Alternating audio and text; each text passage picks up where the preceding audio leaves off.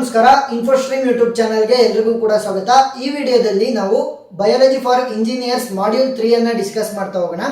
So module 3 ಅಂತ ಬಂದಾಗ 8 major ಕ್ವಶನ್ಗಳು ಬರ್ತವೆ. ಸೊ ಅದು ಯಾವ್ಯಾವು ಅಂತಂದ್ರೆ ECG ಅನ್ನ ಎಕ್ಸ್ಪ್ಲೈನ್ ಮಾಡಬೇಕು with its diagram. Next kidney as the filtration system, brain as the CPU system, I as the camera system, next heart as the pumping system, lung as the purification system, robotic arms ಬಗ್ಗೆ discuss ಮಾಡಬೇಕಾಗುತ್ತೆ, ಮತ್ತೆ various bio engineering solution for the muscular dystrophy. So ಈ 8 ಟಾಪಿಕ್ಗಳನ್ನು ನೀಟಾಗಿ ಕಲ್ತ್ಕೊಂಡ್ರೆ almost 95% marks ಅನ್ನ ನೀವು ತಗೋಬಹುದು exam ಅಲ್ಲಿ. So ಈ PDF ಅನ್ನ ನಾನು ಕೊಡ್ತೀನಿ ವಿತ್ ಸ್ಮಾಲ್ ವಿಡಿಯೋಸ್ ಕೂಡ ಕೊಡ್ತೀನಿ ಪ್ರತಿಯೊಂದು ಕ್ವಶನ್ಗೂ ಕೂಡ. ಅಂತಂದ್ರೆ ಒಂದು 2 ರಿಂದ 3 ನಿಮಿಷದ ವಿಡಿಯೋಗಳಿರ್ತವೆ. ಸೊ ಅವನ್ನ ನೋಡಿದ್ರೆ ನಿಮಗೆ ನೀಟಾಗಿ ಅರ್ಥ ಆಗ್ತಾ ಹೋಗುತ್ತೆ. ಯಾಕಂತಂದ್ರೆ ನಾನು ಇವಾಗ ಏನೇ ಹೇಳ್ಬೋದು, brain as the CPU system ಯಾವ ರೀತಿ ವರ್ಕ್ ಆಗುತ್ತೆ ಅಂತ ನಾನು ಹೇಳ್ಬೋದು, ಬಟ್ ಅದನ್ನ ನೀವು ವಿಜುವಲೈಸೇಷನ್ ಅಲ್ಲಿ ನೋಡಿದಾಗ ಈಸಿ ಆಗ್ತಾ ಹೋಗುತ್ತೆ. ಸೊ ಇದೇ PDF ಅಲ್ಲಿ ನಾನು ಲಿಂಕ್ ಅನ್ನ ಕೊಟ್ಟಿರ್ತೀನಿ, ಅದನ್ನ ನೀವು ಯೂಟ್ಯೂಬ್ ಅಲ್ಲಿ ಪೇಸ್ಟ್ ಮಾಡಿದ್ರೆ ನಿಮಗೆ ವಿಡಿಯೋ ಆನ್ ಆಗುತ್ತೆ, ಸರಿನಾ? ಸೊ ಮೊದಲನೇದೇನು ECG. ಸೊ ಅದನ್ನ ಡಯಾಗ್ರಾಮ್ ಜೊತೆಗೆ ಎಕ್ಸ್ಪ್ಲೈನ್ ಮಾಡಬೇಕು ಅಂತ ಹೇಳಿದ್ದೆ. ನೋಡಿ ಇಲ್ಲಿ ಇದೆ ಡಯಾಗ್ರಾಮ್. ಸೊ ಡಯಾಗ್ರಾಮ್ ಜೊತೆ ಎಕ್ಸ್ಪ್ಲೈನ್ ಮಾಡಬೇಕಾಗುತ್ತೆ. ECG ಅಂತ ಅಂದ್ರೇನು? ಎಲೆಕ್ಟ್ರೋಕಾರ್ಡಿಯೋಗ್ರಾಮ್. ಅದನ್ನ ಏನಕ್ಕೆ ಯೂಸ್ ಮಾಡ್ತಾರೆ? To record the electrical impulse generated by the heart, ಸರಿನಾ? ಸೊ ಇದು ಡಯಾಗ್ನೈಸಿಂಗ್ ಟೂಲ್. ಡಯಾಗ್ನೈಸಿಂಗ್ ಅಂತ ಅಂದ್ರೇನು? ಇನ್ನೂ ಕೂಡ ಕಾಯಿಲೆ ಇದೆಯೋ ಇಲ್ಲೋ ಅಂತ ಕಂಡುಹಿಡಿಯೋದಕ್ಕೆ ಯೂಸ್ ಮಾಡುವಂಥ ಟೂಲು, ಟ್ರೀಟ್ಮೆಂಟ್ ಕೊಡೋದಕ್ಕಲ್ಲ. ಯಾವ ರೀತಿ ವರ್ಕ್ ಆಗುತ್ತೆ ಅಂತಂದ್ರೆ ಒಂದು 5 ರಿಂದ 6 ಸ್ಟ್ರಾಪ್ಗಳಿರ್ತವೆ. ಅವನ್ನ ಏನ್ ಮಾಡ್ತಾರೆ, ನಿಮ್ಮ ಕೈಗೆ ಮತ್ತೆ ನಿಮ್ಮ ಎದೆ ಮೇಲೆಲ್ಲ ಇಡ್ತಾರೆ. ಸೊ ಇಟ್ಟಾಗ ಏನಾಗುತ್ತೆ ಅಂತಂದ್ರೆ ಆ ಸ್ಕಿನ್ ಅಲ್ಲಿ ವೈಬ್ರೇಷನ್ಸ್ ಆಗ್ತಾ ಹೋಗುತ್ತೆ. ಯಾಕಂತಂದ್ರೆ ಮಸಲ್ಸ್ ಇರ್ತವೆ ಅದರಲ್ಲಿ. ಸೊ ಆ ಮಸಲ್ಸ್ ಎಲ್ಲವೂ ಕೂಡ ಹಾರ್ಟ್ಗೆ ಟಚ್ ಆಗಿರ್ತವೆ, ಅಂತಂದ್ರೆ ನರ್ವ್ಸ್ ಮುಖಾಂತರ. ಸೊ ಹಾರ್ಟ್ ಬೀಟ್ ಆದಂಗೆ ಇಲ್ಲೂ ಕೂಡ ಲಬ್ ಡಬ್ ಅಂತ ಒಂದು ಸ್ವಲ್ಪ ಮೂಮೆಂಟ್ ಶೇಕ್ ಆದಂಗೆ ಆಗುತ್ತೆ. ಸೊ ಇದರಿಂದ ಏನಾಗುತ್ತೆ ಅಂತಂದ್ರೆ ಅವು ಹಾರ್ಟ್ ಬೀಟ್ ಅನ್ನ ಚೆಕ್ ಮಾಡ್ತವೆ. ಪ್ರತಿ ನಿಮಿಷಕ್ಕೆ ಹಾರ್ಟ್ ಎಷ್ಟು ಸಲ ಬೀಟ್ ಆಗ್ತಾ ಇದೆ, ಮತ್ತೆ ಏನಾದ್ರೂ ಕೂಡ ವೇರಿಯೇಷನ್ಸ್ ಇದೆಯಾ, ಪ್ರತಿಯೊಂದನ್ನು ಕೂಡ ಡಯಾಗ್ನೈಸ್ ಮಾಡಿ ಆಮೇಲೆ ನಿಮಗೆ ಔಟ್ಪುಟ್ ಅನ್ನು ಕೊಡುತ್ತೆ. ಏನಾದ್ರೂ ಕೂಡ ಕರೆಕ್ಟ್ ಕಂಡೀಷನ್ ಇದೆಯೋ, ಬಾಡಿ ಕಂಡೀಷನ್ ಇಲ್ವೋ ಅಂತ. ಸೊ ನೋಡಿ ಇದರಲ್ಲಿ 3 ವೇವ್ಗಳು ಬರ್ತವೆ ಎಲೆಕ್ಟ್ರೋಕಾರ್ಡಿಯೋಗ್ರಾಮ್ ಅಲ್ಲಿ. P ವೇವ್, T ವೇವ್ ಮತ್ತೆ QRS ಕಾಂಪ್ಲೆಕ್ಸ್ ಅಂತ. P ವೇವ್ ಎಲ್ಲಿ ಬರೋದು? During the depolarization, atrial depolarization ಆಗ್ಬೇಕಾರೆ, ಅಂತ ಅಂದ್ರೆ contraction of the upper chamber ಆಗ್ಬೇಕಾರೆ. QRS ಕಾಂಪ್ಲೆಕ್ಸ್ ಅಲ್ಲಿ ಡಿಪೋಲರೈಸೇಷನ್, ವೆಂಟ್ರಿಕ್ಯುಲರ್ ಡಿಪೋಲರೈಸೇಷನ್, ನೆನಪಿರ್ಬೇಕು, ವೆಂಟ್ರಿಕ್ಯುಲರ್ ಡಿಪೋಲರೈಸೇಷನ್ ಆಗ್ಬೇಕಾರೆ contraction of the lower chamber. So lower chamber of ಆರ್ಟ್ಸ್ಗಳು ಕಾಂಟ್ರಾಕ್ಟ್ ಆಗ್ಬೇಕಾರೆ. ನೆಕ್ಸ್ಟ್ ಬರುವಂತದ್ದು ವೆಂಟ್ರಿಕ್ಯುಲರ್ ರಿಪೋಲರೈಸೇಷನ್. ಮೊದಲನೇದು P ವೇವ್ ಏನು ತೋರಿಸುತ್ತೆ? Atrial depolarization. QRS complex represents the ventricular depolarization. T wave represents the ventricular repolarization. Repolarization ಅಂದ್ರೇನು? Recovery ಅಥವಾ restoring face. So first ಏನಾಗಿತ್ತು? ಇಲ್ಲಿ ಕಂಪ್ರೆಷನ್ ಆಗಿತ್ತು, ಕಾಂಟ್ರಾಕ್ಟ್ ಆಗಿತ್ತು. ಸೊ ಅದು ರಿಲೀಸ್ ಆದಾಗ ಏನಾಗುತ್ತೆ? ರಿಲ್ಯಾಕ್ಸ್ ಆಗುತ್ತೆ. ಸೊ ಅದನ್ನ ತೋರಿಸ್ತಾ ಹೋಗುತ್ತೆ. ಸೊ ವಿತ್ ಡಯಾಗ್ರಾಮ್ ಎಕ್ಸ್ಪ್ಲೈನ್ ಮಾಡ್ತಾ ಹೋಗಿ ನಾನು ಏನು ಪಾಯಿಂಟ್ಸ್ ಅನ್ನ ಕೊಟ್ಟಿದ್ದೀನಿ ಅದೇ points. Next kidney as the filtration system ಯಾವ ರೀತಿ ಆಕ್ಟ್ ಆಗುತ್ತೆ? ಸೊ ಇದು ಮಿನಿಮಮ್ ಅಂತ ಅಂದ್ರೂ 120 to 150 ಕ್ವಾರ್ಟರ್ಸ್. ಸೊ 1 ಕ್ವಾರ್ಟರ್ಸ್ ಅಂತ ಅಂದ್ರೆ 0.94 0.96 ಲೀಟರ್ಸ್ ಈಕ್ವಲ್ ಆಗಿರುತ್ತೆ. ಅರೌಂಡ್ 180 ಲೀಟರ್ಸ್ ಬ್ಲಡ್ ಅನ್ನ ಒಂದು ದಿನಕ್ಕೆ ಈ ಕಿಡ್ನಿ ನಮ್ದು ಬಾಡಿಯಲ್ಲಿ ಫಿಲ್ಟರ್ ಮಾಡ್ತಾ ಹೋಗುತ್ತೆ ಬ್ಲಡ್ ಅನ್ನ, ಸರಿನಾ? ಸೊ ಯಾವ ರೀತಿ ಫಿಲ್ಟರ್ ಮಾಡುತ್ತೆ? ಗ್ಲೋಮುಲರ್ ಫಿಲ್ಟ್ರೇಷನ್ ಅನ್ನ ಯೂಸ್ ಮಾಡುತ್ತೆ, ಟರ್ಬುಲರ್ ರಿಅಬ್ಸಾರ್ಪ್ಷನ್ ಅನ್ನ ಯೂಸ್ ಮಾಡ್ತಾ ಹೋಗುತ್ತೆ, ಎಕ್ಸ್ಕ್ರಿಷನ್ ಅಂತ ಅಂದ್ರೆ ಏನು? ಹೊರಗಡೆ ಆಗ್ತಾ ಹೋಗುತ್ತೆ. ವೇಸ್ಟೇಜ್ ಏನಿರುತ್ತೆ ಅದನ್ನ ಹೊರಗಡೆ ಆಗ್ತಾ ಹೋಗುತ್ತೆ. ಏನಾದ್ರೂ ಕೂಡ ಕಿಡ್ನಿ ಫೇಲ್ ಆದ್ರೆ ಅಂತಂದ್ರೆ ಕೆಲಸನ ಕರೆಕ್ಟಾಗಿ ಮಾಡ್ತಿಲ್ಲ ಅಂತಂದ್ರೆ ಅದನ್ನ ನಾವೇನಂತ ಕರಿತೀವಿ? ಯೂರೇಮಿಯಾ ಅಂತ ಕರಿತೀವಿ. ಸೊ ಇದನ್ನ ನಾವು ಯಾವ ರೀತಿ ಡಯಾಲೈಸ್ ಮಾಡ್ತಾ ಹೋಗ್ತೀವಿ? ಡಯಾಲೈಸ್ ಮಾಡೋದನ್ನ ನಾವು ಹಿಮೋಡಯಾಲಿಸಿಸ್ ಅಂತ ಕರಿತೀವಿ. ಅಂತ ಅಂದ್ರೆ ಏನ್ ಮಾಡ್ತೀವಿ ಅಂತಂದ್ರೆ ಡಯಾಲೈಸರ್ ಇರುತ್ತೆ. ಸೊ ಆ ಬ್ಲಡ್ ಅನ್ನ ಡಯಾಲೈಸರ್ ಮುಖಾಂತರ ಕಳಿಸ್ತೀವಿ. ಅದು ವೇಸ್ಟ್ ಪ್ರಾಡಕ್ಟ್ ನೆಲ್ಲ ತೆಗೆದ್ಬಿಟ್ಟು ನೀಟಾಗಿ ಗುಡ್ ಪ್ರಾಡಕ್ಟ್ಸ್ ಇರುವಂತಹ ಬ್ಲಡ್ ಅನ್ನ ನಮ್ಗೆ ಮತ್ತೆ ನಮ್ಮ ಬಾಡಿಗೆ ವಾಪಸ್ ಇಂಜೆಕ್ಟ್ ಮಾಡ್ತಾ ಹೋಗ್ತಾರೆ. ಸೊ ಈ ರೀತಿ ವರ್ಕ್ ಆಗುತ್ತೆ. ಸೊ ಇದ್ರದ್ದು ವಿಡಿಯೋ ಲಿಂಕ್ ಅನ್ನ ನಾನು ಡಿಸ್ಕ್ರಿಪ್ಷನ್ ಅಲ್ಲಿ ಕೊಟ್ಟಿರ್ತೀನಿ. ಇದೇ ಒಂದು PDF ಗೆ ನಾನು ಆ್ಯಡ್ ಮಾಡಿ ಕೊಟ್ಟಿರ್ತೀನಿ, ನೀವು ನೋಡ್ಬೋದು.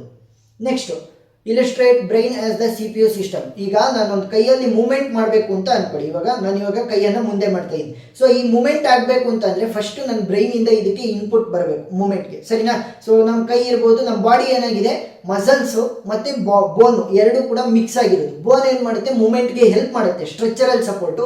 ಮಸಲ್ ಏನ್ ಮಾಡುತ್ತೆ? ಮೂವ್ಮೆಂಟ್ ಆಗೋದಕ್ಕೆ ಸಿಗ್ನಲ್ಸ್ ಅನ್ನ ತಗೊಂತ ಹೋಗ್ತದೆ ಬ್ರೈನ್ ಇಂದ, ಸರಿನಾ? ಸೊ ಈ ಬ್ರೈನ್ ಏನಾದಂಗಾಯ್ತು? ಒಂಥರ CPU ಸಿಸ್ಟಮ್ ಇದೆ. ಈಗ ಒಂದು ಕಂಪ್ಯೂಟರ್ ಇದೆ ಅಂತಂದ್ರೆ CPU ಇಂದನೇ ಅಲ್ವಾ ಎಲ್ಲ ಒಂದು ಟಾಸ್ಕ್ಗಳು ಕಂಪ್ಲೀಟ್ ಆಗೋದು. ಸೊ ಅದಕ್ಕೋಸ್ಕರನೇ ಯಾವ ರೀತಿ CPU ವೆರಿ ಇಂಪಾರ್ಟೆಂಟ್ ಒಂದು ಕಂಪ್ಯೂಟರ್ ಅಥವಾ ಲ್ಯಾಪ್ಟಾಪ್ಗೆ ಅಂತ ಬಂದಾಗ, ಅದೇ ರೀತಿ ನಮಗೆ ಬ್ರೈನ್ ಇಂಪಾರ್ಟೆಂಟು. ನಮಗೆಲ್ಲ ಸಿಗ್ನಲ್ಸ್ ಮತ್ತೆ ಏನೇನು ಇನ್ಪುಟ್ಸ್ಗಳು ಬೇಕು ಅದನ್ನು ಕೊಟ್ಬಿಟ್ಟು ನಮ್ಮಲ್ಲಿ ಮೂಮೆಂಟನ್ನು ಜನ್ರೇಟ್ ಮಾಡೋದಕ್ಕೋಸ್ಕರ ಅಂತ ನಾವು ಇಲ್ಲಿ ಇಲಿಸ್ಟ್ರೇಟ್ ಮಾಡ್ತಾ ಹೋಗ್ಬೇಕಾಗತ್ತೆ. ನೋಡಿ ಇಲ್ಲಿ ಇನ್ಪುಟ್ ಹ್ಯಾಂಡ್ಲಿಂಗ್ ಯಾವ ರೀತಿ ಆಗುತ್ತೆ, ಕಂಟ್ರೋಲ್ ಹ್ಯಾಂಡ್ಲಿಂಗ್ ಯಾವ ರೀತಿ ಆಗುತ್ತೆ ಅಂದರೆ ಕಂಟ್ರೋಲ್ ಯೂನಿಟ್ಸ್ ಯಾವ್ಯಾವು, ಥೆಲಾಮಸ್ ಅಥವಾ ಹೈಪಾಥೆಲಾಮಸ್ ಅಂತ ಕೂಡ ಕರಿತಾ ಹೋಗ್ತೀವಿ. ಸೊ ಯಾವ ರೀತಿ ಮೆಮೊರಿ ಸ್ಟೋರೇಜ್ ಆಗ್ತಾ ಹೋಗುತ್ತೆ, ನೆಕ್ಸ್ಟ್ ಕ್ಲಾಕ್ ಸ್ಪೀಡ್ ಯಾವ ರೀತಿ, ಪ್ರತಿಯೊಂದನ್ನು ಕೂಡ ಇಷ್ಟೇ ಪಾಯಿಂಟ್ಸನ್ನು ಎಲಾಬ್ರೇಟ್ ಮಾಡ್ತಾ ಬರಿತಾ ಹೋಗಿ. ಸೊ ಇದ್ರದ್ದು ಕೂಡ ನಾನು ವಿಡಿಯೋ ಲಿಂಕನ್ನು ಕೊಟ್ಟಿರ್ತೀನಿ. ನೆಕ್ಸ್ಟ್ ಬರುವಂಥದ್ದು I as the camera system. So camera system ಥರ ಯಾವ ರೀತಿ ಐ ಕ್ಯಾಪ್ಚರ್ ಮಾಡುತ್ತೆ ಒಂದು ಇಮೇಜನ್ನು ಅಂತ ನೀವು ಹೇಳ್ತಾ ಹೋಗ್ಬೇಕಾಗತ್ತೆ. So I and camera both capture the light from N inverted image on A light sensitive surface ಅಂತ ಅಂದ್ರೇನು, ಇನ್ವರ್ಟೆಡ್ ಆಗಿರುವಂಥ ಇಮೇಜನ್ನು ಕ್ಯಾಪ್ಚರ್ ಮಾಡ್ತಾವೆ. ಬಟ್ ನಮಗೆ ಸ್ಟ್ರೈಟ್ ಇರೋದು ಕಾಣುತ್ತೆ, ಅದು ಯಾಕೆ ಅಂತ ನಾನು ಹೇಳ್ತಾ ಹೋಗ್ತೀನಿ. ಅಪರ್ಚರ್ ಅಥವಾ ಪ್ಯೂಪಿಲ್ ಅಥವಾ ಐರಿಸ್ ಅಂತ ನಾವು ಕರಿಬೋದು. ಸೊ ಇದೇನು ಮಾಡುತ್ತೆ ಅಂತಂದರೆ ಲೈಟ್ ನಮಗೆ ಎಷ್ಟು ಬರ್ತಾ ಇದೆ, ಈಗ ಜಾಸ್ತಿ ಇಂಟೆನ್ಸಿಟಿ ಇರುವಂಥ ಲೈಟ್ ಬಂದರೆ ಏನು ಮಾಡ್ತೀವಿ, ಒಂಚೂರು ಕಾಂಟ್ರಾಕ್ಟ್ ಮಾಡ್ತೀವಿ ಕಣ್ಣನ್ನು, ಜಾಸ್ತಿ ಬರ್ತಿದೆ ಅಂತಂದರೆ. ಒಂದು ಸ್ವಲ್ಪ ಮೊಬ್ಬಾಗಿದೆ ಅಂತ ಅಂದರೆ ಅರೌಂಡಲ್ಲಿ ಅವಾಗ ಏನು ಮಾಡ್ತೀವಿ, ಕಣ್ಣನ್ನು ಒಂಚೂರು ಜಾಸ್ತಿ ಬಿಡ್ತಾ ಹೋಗ್ತೀವಿ. ಸೊ ಈ ರೀತಿ ಸೈಜನ್ನು ಆಲ್ಟರ್ ಮಾಡ್ತಾ ಹೋಗ್ತೀವಿ according to the light. Next lens. So lens ಏನು ಮಾಡುತ್ತೆ, ಆಬ್ಜೆಕ್ಟ್ ದೂರ ಇದ್ದರೆ ಒಂಚೂರು ಕಣ್ಣು ದಪ್ಪ ಮಾಡ್ತೀವಿ ಅಂತಂದರೆ ದೂರದ ಕಾಣಬೇಕಲ್ಲ ಅದಕ್ಕೋಸ್ಕರ. ಏನಾದ್ರೂ ಹತ್ರ ಇದೆ ಅಂತಂದರೆ ಮಾಮೂಲಿಯಾಗಿ ನೋಡ್ತೀವಿ. ಸೊ ಈ ರೀತಿ ಲೆನ್ಸ್ ಕೂಡ ಏನು ಮಾಡುತ್ತೆ, ಇಮೇಜಿನ ಪ್ರಕಾರ ಅಡ್ಜಸ್ಟ್ ಆಗ್ತಾ ಹೋಗುತ್ತೆ. ನೆಕ್ಸ್ಟ್ ಸೆನ್ಸರ್ ಅಥವಾ ರೆಟಿನಾ. ಸೊ ರೆಟಿನಾ ಏನು ಮಾಡುತ್ತೆ, ಫೋಟೋ ರಿಸಿಪ್ಟರ್ಸ್ ಇರ್ತವೆ ಅದರಲ್ಲಿ, ರಾಡ್ಸ್ ಮತ್ತು ಕೋನ್ಸ್ ಅಂತ ಕರಿತೀವಿ. ಅವುಗಳನ್ನು ಆದಷ್ಟು ಸ್ಮಾಲ್ ಆಗಿ ಡಿಫೈನ್ ಮಾಡ್ತಾ ಹೋಗಿ, ಎಲ್ಲದನ್ನು ಕೂಡ ಎಲಾಬ್ರೇಟ್ ಮಾಡುವಂಥ ಅವಶ್ಯಕತೆ ಇಲ್ಲ. Processor, optic nerve. ಸೊ ಈ ಆಪ್ಟಿಕ್ ನರ್ವ್ ಏನು ಮಾಡುತ್ತೆ, ಇನ್ವರ್ಟ್ ಆಗಿರುವಂಥ ಇಮೇಜ್ ಇರುತ್ತಲ್ಲ, ಸೊ ಅದನ್ನ ಏನು ಮಾಡುತ್ತೆ, ಬ್ರೈನಿಗೆ ಕಳಿಸುತ್ತೆ. It is like a raw data. So ಆ ಡೇಟಾ ಏನು ಮಾಡುತ್ತೆ, ಬ್ರೈನಿಗೆ ಹೋದ ತಕ್ಷಣ ಅದು ನೀಟಾಗಿ ಸಿಗ್ನಲ್ ಆಗಿ ಬಂದು ಕರೆಕ್ಟ್ ಆಗ್ತಾ ಹೋಗುತ್ತೆ. ಇನ್ವರ್ಟೆಡ್ ಆಗಿದ್ದು ಮತ್ತೆ ಇನ್ವರ್ಟೆಡ್ ಆಗಿ ಕರೆಕ್ಟಾಗಿ ನಮಗೆ ಸ್ಟ್ರೈಟ್ ಆಗಿ ಕಾಣ್ತಾ ಹೋಗುತ್ತೆ. ನೋಡಿ ನಾನು ಇವಾಗ ನೋಡ್ತಾ ಇದ್ದೀನಿ ಅಂತಂದರೆ ಎಷ್ಟು ಮಿಲಿ ಸೆಕೆಂಡ್ಸ್ ಒಳಗಡೆ ಈ ಕೆಲಸ ನಡೀತಾ ಇರ್ಬೋದು. ಫುಲ್ ಸೂಪರ್ ಫಾಸ್ಟಾಗಿ ನಡೀತಾ ಇರುತ್ತೆ. Next dark chamber. Dark chamber ಅಂತ ಅಂದ್ರೇನು, ಕಾಯಿಡ್ layer prevents the internal light scattering. So ಕಣ್ಣೊಳಗಡೆ ಸ್ಕ್ಯಾಟರ್ ಆಗೋದನ್ನ ತಡೀತಾ ಹೋಗುತ್ತೆ ಯಾವುದದು, dark chamber. So dark chamber ಅನ್ನ ಏನಂತ ಕರಿಬೋದು ನಾವು, ಕೊರಾಯ್ಡ್ ಲೇಯರ್ ಅಂತ ಕೂಡ ಕರಿಬೋದು. ಈ ಒಂದು ಡಯಾಗ್ರಾಮ್ ಅನ್ನ ಬಿಡಿಸ್ಬೇಕಾಗುತ್ತೆ ಫುಲ್ ಮಾರ್ಕ್ಸ್ಗೆ.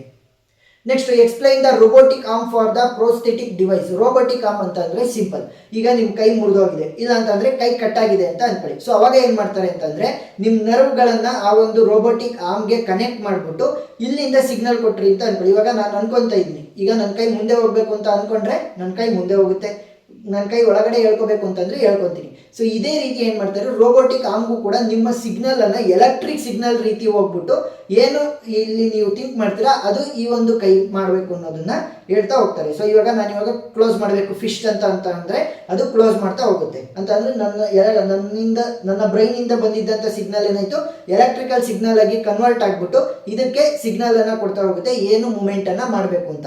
ಸೊ ಅದನ್ನೇ ಇಲ್ಲಿ ಬರ್ದಿರೋದು ನೋಡಿ, ಸಿಗ್ನಲ್ ಅಕ್ವಿಸಿಷನ್ ಆಗುತ್ತೆ. Next processing unit, next battery power, optic feedback. So ಇವೆಲ್ಲದನ್ನು ಕೂಡ ನೀಟಾಗಿ ಸ್ಟೆಪ್ ಬೈ ಸ್ಟೆಪ್ ಎಕ್ಸ್ಪ್ಲೈನ್ ಮಾಡ್ತಾ ಹೋಗಿ ಅಷ್ಟೇ. ಸೊ ಇದಷ್ಟನ್ನು ಕೂಡ ನಾನು ವಿಡಿಯೋ ಕೊಟ್ಟಿರ್ತೀನಿ ಪ್ರತಿಯೊಂದಕ್ಕೂ ಕೂಡ, ಅವಾಗ ನೀಟಾಗಿ ಅರ್ಥ ಆಗ್ತಾ ಹೋಗುತ್ತೆ. ನಾನು ಏನೇ ಎಕ್ಸ್ಪ್ಲೈನ್ ಮಾಡಿದ್ರು ಕೂಡ ವಿಜುವಲೈಸೇಷನ್ ನೋಡಿದ್ರೆ ನಿಮಗೆ ಈಸಿಯಾಗಿ ಅರ್ಥ ಆಗ್ತಾ ಹೋಗುತ್ತೆ. Next bio engineering solution for muscular dystrophy. Simple. So ಈಗ ಏಜ್ ಆಗಿರುವಂಥ ಪೀಪಲ್ ಇರ್ತಾರೆ, ನಿಮ್ಮ ತಾತ ಇರ್ಬೋದು, ನಿಮ್ಮ ಅಜ್ಜಿ ಇರ್ಬೋದು, ಅವರೆಲ್ಲ. ಸೊ ಮಂಡಿ ನೋವು ಅಂತ ಇರ್ತಾರೆ, ಮಂಡಿ ನೋವು ಅಂತ ಹೇಳ್ತಾ ಇರ್ತಾರೆ. ಯಾಕೆ ಗೊತ್ತಾ, ಜಾಸ್ತಿ ನಡೆದಾಡ್ದಿರ್ತಾರಲ್ಲ ಅವಾಗ ಏನಾಗಿರುತ್ತೆ, ಆ ಮಂಡಿ ಚಿಪ್ಪಲ್ಲಿ ಇರುವಂಥ ಟಿಶ್ಯೂಗಳು ಹಾಳಾಗಿರ್ತವೆ ಅಂತಂದರೆ ಸೌದಿರ್ತವೆ. ಸೊ ಆ ಒಂದು ಸಿಚುವೇಶನ್ ಅಲ್ಲಿ ಏನು ಮಾಡ್ತಾರೆ, ಆ ಮಂಡಿ ಚಿಪ್ಪನ್ನು ತೆಗೆದುಬಿಟ್ಟು ಹೊಸದಾಗಿ 3D ಪ್ರಿಂಟಿಂಗನ್ನು ಯೂಸ್ ಮಾಡಿಕೊಂಡು ಆ ಒಂದು ಚಿಪ್ಪನ್ನು ರೆಡಿ ಮಾಡ್ತಾರೆ. ನೋಡಿ ಇಲ್ಲಿ 3D ಪ್ರಿಂಟಿಂಗನ್ನು ಯೂಸ್ ಮಾಡಿಕೊಂಡು ಸಿಂಥೆಟಿಕ್ ಸ್ಕ್ಯಾಫೋಲ್ಡ್ಸ್ ಅಂತ ಅಂದ್ರೇನು, ಒಂದು ಸ್ಟ್ರೆಚರ್ ಇದ್ದಂಗೆ 3D ಸ್ಟ್ರೆಚರ್ ಏನು ಮಾಡುತ್ತೆ, ಸ್ಟ್ರೆಚರಲ್ ಸಪೋರ್ಟನ್ನು ಕೊಡ್ತಾ ಹೋಗುತ್ತೆ. ಸೊ ಇವಾಗ ನಮಗೆ ಬೋನ್, ಸೊ ಬೋನ್ ಏನು ಮಾಡ್ತಾ ಇದೆ, ಸ್ಕ್ಯಾಫೋಲ್ಡ್ ಥರ ಆ್ಯಕ್ಟ್ ಆಗ್ತಾ ಇದೆ, ಅಂದರೆ ಸ್ಟ್ರೆಚರಲ್ ಸಪೋರ್ಟನ್ನು ಕೊಡ್ತಾ ಇದೆ ನಮ್ಮ ಕೈಗೆ. ಈಗ ಬೋನ್ ಇಲ್ಲ ಅಂತಂದ್ರೆ ನಾನು ಏನು ಮೂವ್ಮೆಂಟ್ ಮಾಡೋಕ್ಕಾಗಲ್ಲ.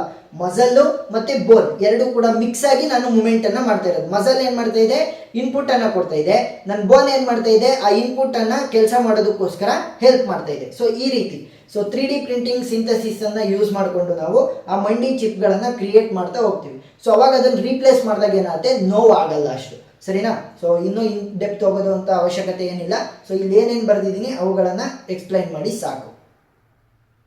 Next art as the pumping system. ಯಾವ ರೀತಿ ಆರ್ಟು ಪಂಪ್ ಮಾಡುತ್ತೆ ಬ್ಲಡ್ಡನ್ನು ಅಂತ ಬರಿತಾ ಹೋಗ್ಬೇಕಾಗುತ್ತೆ. ನೋಡಿ ಇಲ್ಲಿ pumping action. So pumping action ಯಾರಿಂದ ಆಗುತ್ತೆ, ಸಿಸ್ಟೋಲ್ ಅಂತಂದರೆ contraction creates the pressure to eject the blood ಅಂತ ಅಂದರೆ ಆರ್ಟಿಂದ ಹೊರಗಡೆ ಹೋಗೋದಕ್ಕೆ. ಡಯಾಸ್ಟಲ್ ಅಂದ್ರೇನು, relaxation that allows the blood into the heart. Next valves act as one way check valves, ಸರಿನಾ? ಸೊ ಒನ್ ವೇ ಅಲ್ಲಿ ಮಾತ್ರ ಹೋಗೋದಕ್ಕೆ ಬ್ಲಡ್. ನೋಡಿ ಇಲ್ಲಿ ಟ್ರೈಕಾಸ್ಪೇಟ್ ವಾಲ್ಸ್ ಅಂತ ಬರುತ್ತೆ, ಬೈಕಾಸ್ಪೇಟ್, ನೆಕ್ಸ್ಟ್ ಏರಿಯಾಟಿಕ್ ವಾಲ್ಸ್ ಅಂತ ಬರುತ್ತೆ. ಇವುಗಳನ್ನೆಲ್ಲ ಕೂಡ ಎಕ್ಸ್ಪ್ಲೈನ್ ಮಾಡಬೇಕಾಗುತ್ತೆ. ಡ್ಯುಯಲ್ ಸರ್ಕ್ಯುಲಾರಿಟಿ ಅಂತ ಅಂದ್ರೇನು, ರೈಟ್ ಸೈಡ್ ಮತ್ತೆ ಲೆಫ್ಟ್ ಸೈಡ್ ಆಫ್ ದಿ ಚೇಂಬರ್ಗಳು ಯಾವ ರೀತಿ ಆಕ್ಟ್ ಮಾಡ್ತವೆ ಅಂತ ನೀವು ತೋರಿಸ್ತಾ ಹೋಗ್ಬೇಕಾಗತ್ತೆ. Next lung as the purification system.